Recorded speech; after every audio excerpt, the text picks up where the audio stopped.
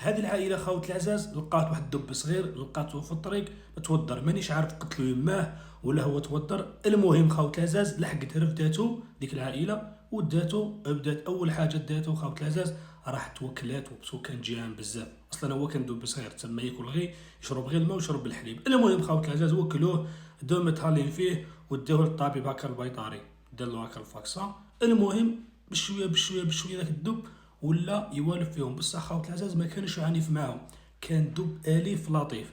واش يدير، واش يقولوا له يدير خاوت العزاز. المهم هذاك الدب ولا بشويه بشويه بشويه يكبر، حتى لحق وين بدا يروح معاهم للغابه، يروح هكا على الثلج ما باليش، بدا وين يروح معاهم، بدا كشغل فرد من العائله. هذاك الدب خاوت العزاز لحق درجه وين كبر ولا ضخم ديريكت. بصح يلعب عادي اليف، ما هاجمهم ما قتلهم ما والو. لو كان انت ولا انت لقيت هذا الدب في الطريق، اسكو تديه تربيه ولا طيشو عليك؟ اكتب لي في التعليقات.